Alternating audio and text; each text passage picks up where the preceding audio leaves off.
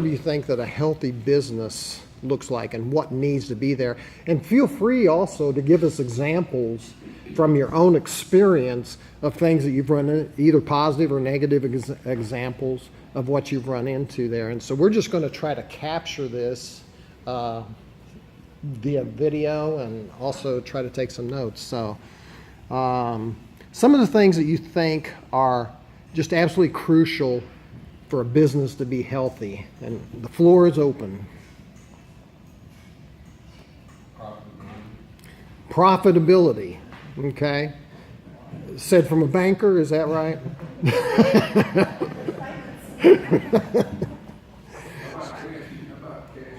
Cash flow, okay. Kind of as we go here, let's examine a little bit on each of these points as you kind of bring them up. So let's back up to profitability for a minute. Ken, what are some things you've seen there, or things that you think that are metrics of profitability that are important from your perspective? And I caught you eating, right? Okay, sorry about that. Speak up real loud, okay. They have to have a product or service that they can price correctly. If there's a demand for whatever that product is, you have to be able to deliver that product or service at a cost that they can control and manage, that gives them a return on their effort. If they can't do either of those things, then it's probably not going to, it doesn't matter if anything else, it's not going to work. Yeah. So they get those two basic things down. That's the basis for a business. Yeah. The pricing is sometimes a real issue for people, right? Does anybody have some stories about their own struggle with the pricing issues at all? Chris? Not so much for mine, but I know several in my industry that they just don't know what their costs are. Our industry has estimated software that's already out there that gives you a price per region. And one of the things that I'm battling now is in that pricing structure. I mean, our prices haven't changed in 15 years. And these guys don't know that they can make their own price list and adjust it so that they can be a profitable company. And you gotta know your costs. You gotta know what your overhead is. You gotta know, get all these factors in and get with good accountants, and you're gonna be thankful for spending that money.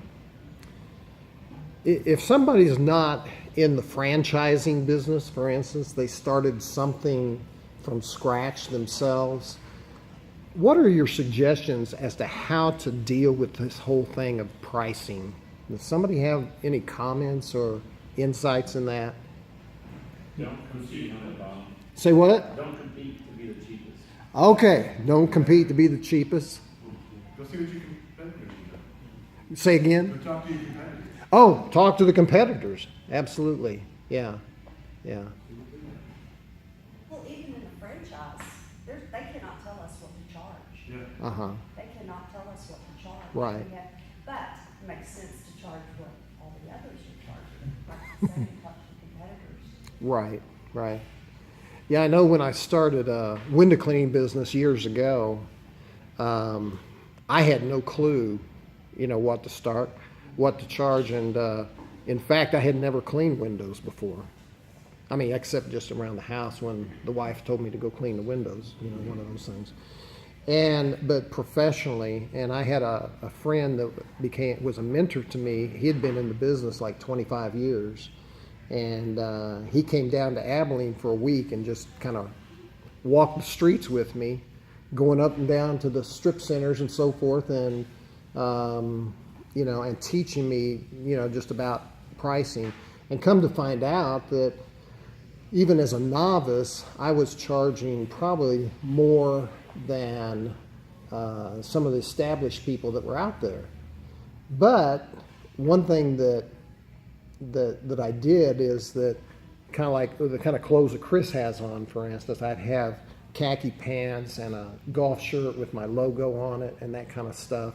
And so many other window cleaners that you see around town might have a dirty ball cap and flip flops and this and that and the other. And I found out that I actually got business just because of my appearance, but once I got into the stores, I was probably making about $2 an hour when I first started, but I made sure that those windows were absolutely spotless when I left. And then gradually that skill grew and I got faster and so forth. But I remember the struggle with pricing.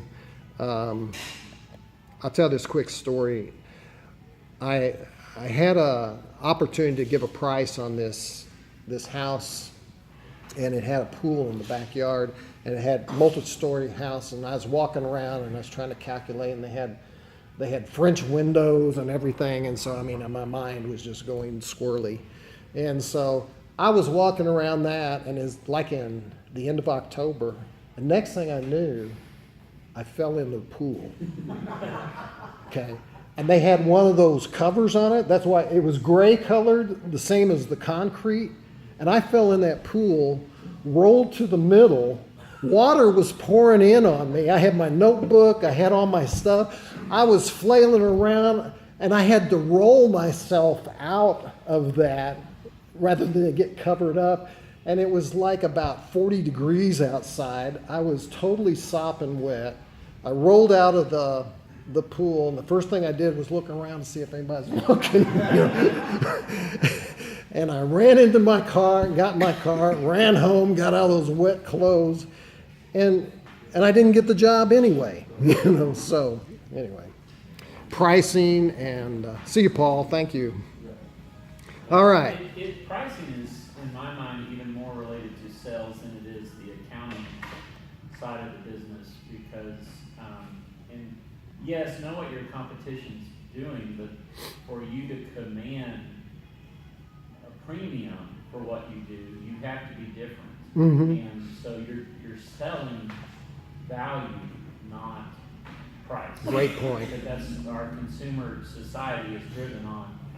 I can get it cheaper on Amazon, Yeah. whatever it is, and he probably won't fall in the pool when I contract the guy to do it. So Right. It's a value proposition, and you don't want to be comparative in what you do. You Yeah. want to, and that's kind of what you're saying with your dress. I know that's the way you go to market. You want to know, this is what my competition almost is. Tell your customers what they're going to charge you if you shop me. This is the difference you're paying for it. Mm-hmm. And you can offer them, if you want this, then we can take all of these extra things that we do. But the better business model, in my opinion, is to not offer that and say, we just don't do business that way. Mm-hmm. So. Good point. Okay. Profit. Just an example, we had so on our services side, we have a 12-step carpet cleaning process. If you call me and you price shop, it's probably going to be the most expensive thing that you hear. But if you compare what we're offering with everyone else, you'll see that when they provide the same level of service, we're actually cheaper. So features feel, but benefits sell. Mm-hmm. I will say, actually, I just had Chris clean my carpet, and I was impressed by your whole process.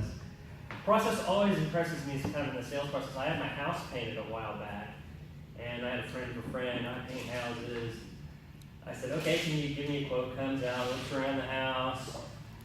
A few days later, sends me a Word document with misspellings in it and like 3 lines for painting my house. And then I had Diamondback come out and quote my house. They came out, they were professional, they walked around, they made a full quote that explained what they were doing, breaking it down so I understood more where those costs were coming from. And they walked me around the house and said, this is that, and we can do this, you have a weird roof and blah, blah, blah. And they explained all that to me. And they cost a lot more. And I hired them because I felt like the other guy didn't know what he was doing. Mm-hmm. And it may be that the other guy did know what he was doing, but his sales process told me you haven't thought about processes at all, or you don't think about them on sales. Are you going to think about it when you're paying my house? Or are you just going to be winging it the same way you do sales? Maybe or maybe not. But I just sort of, the point there is you can charge more if you look professional. That's just kind of the lowest bar to move up to make you seem more valuable and more competent and more worth it. Excellent point. And that's a sign of a healthy business is it's selling the customer experience, not just the end, like, I'm not just selling you house painting, I'm not just selling you carpet cleaning. It's the experience you're gonna have with me. To me, that's a healthy business. Those are the ones that stand out. So. But what Ron's bringing up about cost is if he hired this guy, maybe he didn't know what he was doing, or he didn't use the proper kind of paint, and he had to repaint it again in 5 years instead of 7 years, it would have cost him more to go with the cheaper guy. Right. Yeah. Tommy, what you got? Okay, let me harp on the book a minute. Chris and Ron brought up the part about how to develop a business. Speak up. How to develop a business process. What's in part 3 of the email, and there's 2 chapters on business, how to develop a business process, chapter 10, and then chapter 11 on how to develop a business program. It's right here, and it's not that academic, it really is. So for $20, it looks amazing. The subtitle is the email, and then the subtitle is why most small businesses don't work and what to do about it. And you read it the weekend, if you don't, you're going to have a lot of problems. And on Audible, it's free. Good job. Can't read. And actually, the audiobook is great. Yes. It's really well done because it's almost like a discussion between the author and an actual. Oh, cool. Yeah. Cool. Okay, let's move to the point that Ty brought up a little while ago about cash flow. Okay. What does anybody have to say, or what kind of experience you have with cash flow or the lack thereof? Cash flow is key. Cash flow is king. Okay, elaborate on that a little bit, Denise. We opened our first Subway in Cross Plains, Texas. We bought the building. We couldn't leave.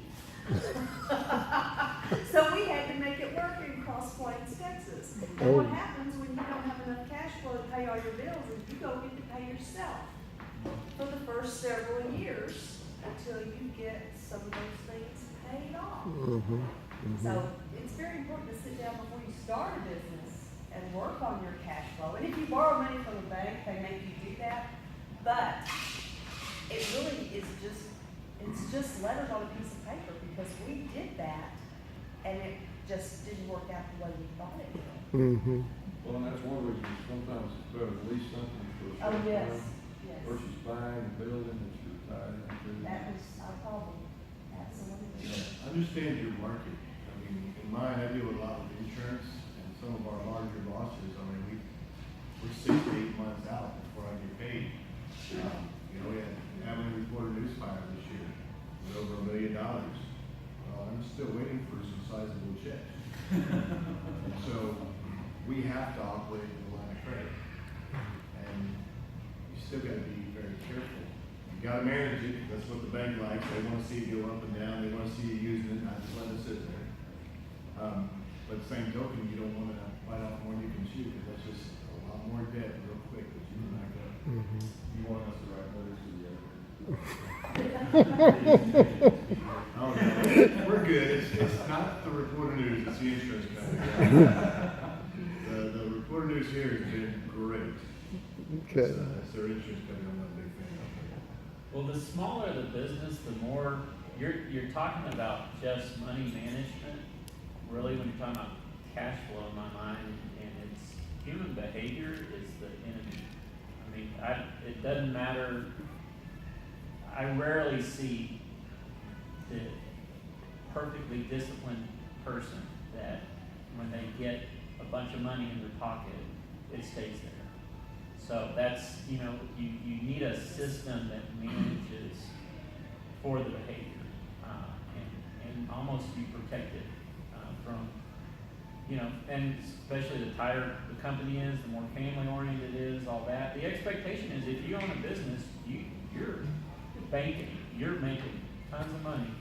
And so you can start affording steak dinners on the weekend for the extended family. I mean, just, you know, and there's an ego aspect to it that you feel obligated to go, yes, I am successful in business, so I need to spend money like I'm successful in business.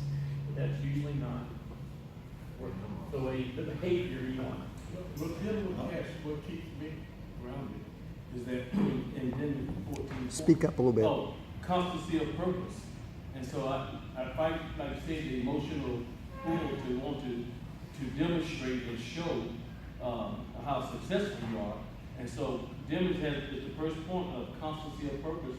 And you keep it in mind that you wanted to remain in business and you want to be competitive and you want to be there for the long run and also to provide jobs. And so if you can keep that in the recluse of your mind, then you constantly work toward your business being here 10, 50 years or whatever, versus living in the right now. And so that's how I keep myself grounded and not overextending. Yes. I'm interested because a lot of these are small family-owned businesses that we have partaken in. How many of you started out working with a budget? And stay with, yeah, I just know that there's a lot of people that don't. They just kind of, as the money comes in, then they dole it out. And I just wondered, everybody had the discipline of following. Setting it. Yeah. Yeah, there's a friend of mine here in town that bought a small construction business, and he started becoming really successful at it. But, and this might go to the issue of health for a business, when he was doing construction on commercial properties, he was not charging them sales tax. And it wasn't because, it was because he didn't know. And a couple years later, the comptroller's office gave him a visit, and it nearly cratered his business because of that, you know. And so the thing is, our taxes, our obligations to the local governments, to the state, the federal government, kind of stuff, is stuff that I think, as somebody is setting up their business, getting those foundations set right at the beginning, then it's less painful, you know, along the way, like in his case. Okay, yes, Ken. I was just gonna say, Abilene is, in my mind, elected from the standpoint that a local SBDC here is very active. And, you know, we leverage off it a lot. When people are coming up with small businesses, or expansion, other businesses. I mean, they have very experienced people on staff. And they can help you put together the whole business plan, projections, cash flow projections, you know, just all of it. Yeah. And they have a lot of industry knowledge in a lot of industries. And if you go there, you'd be surprised at the number of businesses that open, starting like going to the SBDC. I mean, you would know the names of the businesses. That little TV monitor, and they scroll through businesses that have come in and do their service. And, so you might as well take advantage of it. And it doesn't cost anything, right? Yeah, It's a great deal. their services are totally free, so, yeah. Okay. This side of the room over here, I know you're more than observers, right? Because I know you're business people, okay? I have the aspect of insurance that many businesses don't kind of think about. It kind of happens when you're in the highway, whether it's the fire, whether it's the building, whether it's... Speak up a little bit, Toby. Alright, so I was thinking insurance, that's something that many small businesses do not even think about until after it's happened. And to rebuild becomes extremely difficult, if not impossible. Whether it's the workers' comp, whether it's the fire, the building, all the types of insurances, that should not be an afterthought, which is almost the case for many of the small businesses. I have a great story about that. All right, let's hear it. I'm feeling my stupidity. I have a PhD in DUMB. Because we have made all the mistakes you can make in business. Liability insurance is so vital to your company. And we had a company car that we had a very trustworthy young man driving, and the car was insured, and we had liability insurance on the car. But we didn't have enough liability insurance. We didn't have umbrella insurance. And he had an accident. And unfortunately, the gentleman was badly injured and his wife was killed. And we ended up in a lawsuit. We ended up suing the insurance company for underinsuring us, which they're supposed to make sure you're adequately insured. They had to pay a portion of the lawsuit. We had to pay a portion of the lawsuit. So you need to make sure you have tons of liability insurance, like millions and millions and millions of dollars of liability insurance. It's also another lesson we learned. We've bought a lot of our locations, not just the first one that was a mistake, but we've bought others and we've paid them off as we've gone. But we had cross-pledged or provided it as collateral on the last loan that we had done. And if we had not done that, we would have lost those properties because we were underinsured. And they would have received those properties. But since the bank had a second lien on the property, we did not lose them. So Wow. huge this is a mistake with like 5 or 6 zeros after it. So be very careful about that. Hmm. Don't ever forget to pay your payroll taxes on time. Yeah, payroll taxes. A lot of people get in trouble on that. Yeah. Yeah. Mike, with the original thing of what's a healthy business, the thing too is I think of the purpose of a business for people can be different. So for some people they're building an empire and it's about the legacy that they're going to leave behind. For other people, it can be a goose that for them it's just about retirement. It's a measure of savings in a sense. Now how they go about that, if they are really, a lot of people get into business and think this is my retirement plan, and then they don't really have a plan of how to sell it or anything. And so I see a lot of people get into that trap. But then you also have people that just, it's a piece of cattle, it's a piece of beef that I'm going to build this thing up and I'm just going to eat on it. Mm-hmm. And eventually I know it'll be gone, but it's a nice steak dinner while it lasts. Yeah. There's other scenarios, but there's not one right reason to have a business in my opinion. Mm-hmm. But those different driving factors can look different as to what a healthy business is. Not every Mm-hmm. business, technically not every business has to be profitable, thus the term nonprofit business, right? We may be talking about something a little different. Okay. Josh knows about nonprofits because he's the executive director of a nonprofit, but the principles of success or even nonprofits have to be profitable. They don't like to use the word profit, but they have to be profitable because they're paying staff. They have to buy materials. They got to pay for gas, so forth and so on. And if you're at a place where you don't have enough, the problem is, the issue of nonprofits is your revenue sources just come from different places. And if they come from grants or fundraisers or annual events or whatever, and many nonprofits are taking forays into the for-profit world, trying to sell some of their services and products and that kind of stuff, which is really a smart thing because it brings another revenue stream into those, into those businesses.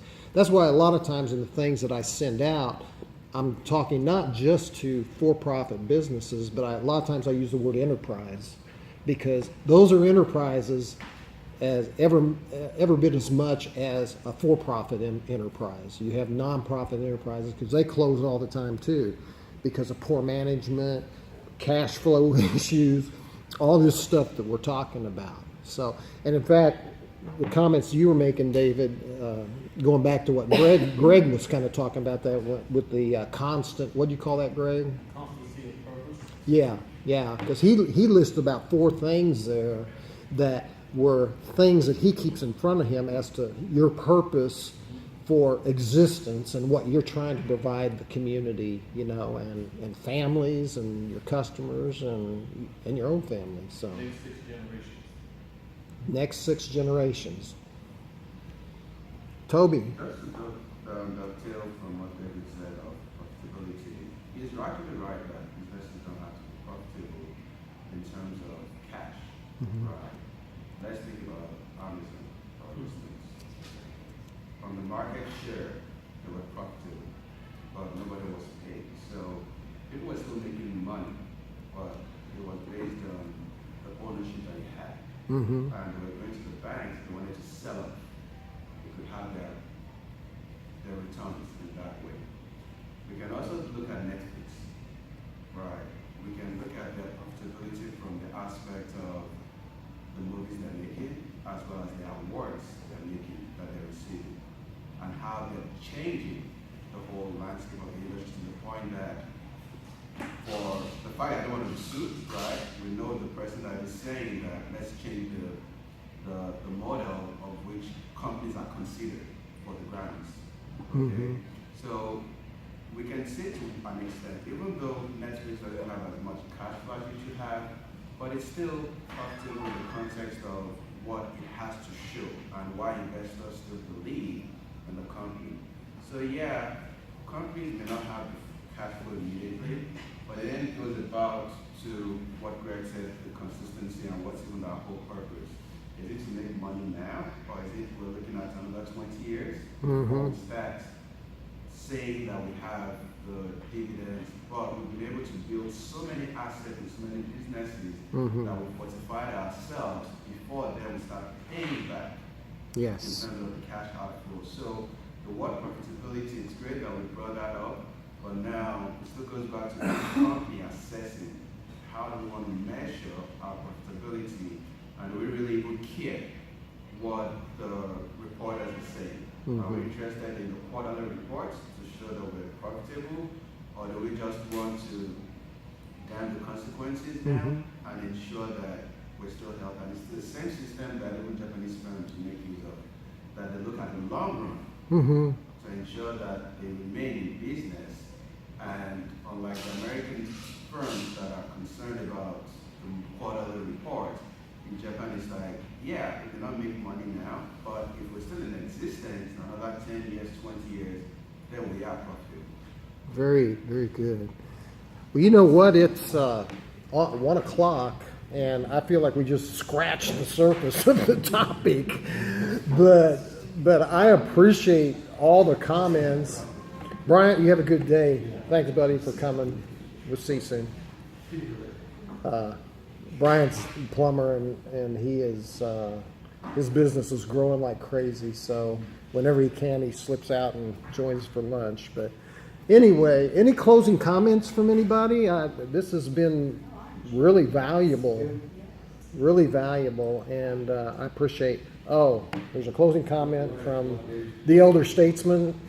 Okay. The bottom line of this thing really is how to work on your business and not in it. Yeah. And, you know, if you make some life, you can turn it over to someone to sell it.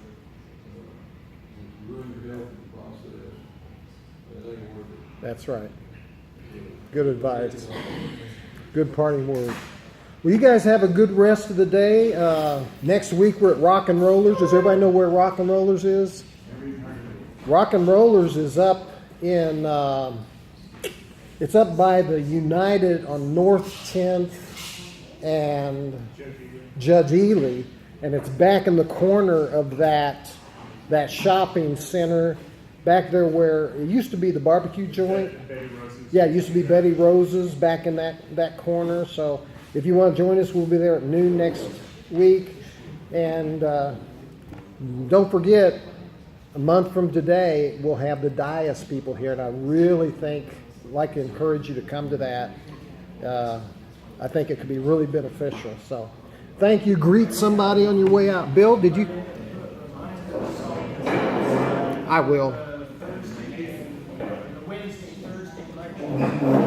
Okay, yeah. Don't forget about the Wednesday and Thursday lecture next week at McMurray at 10 o'clock. Okay, thanks, Bill.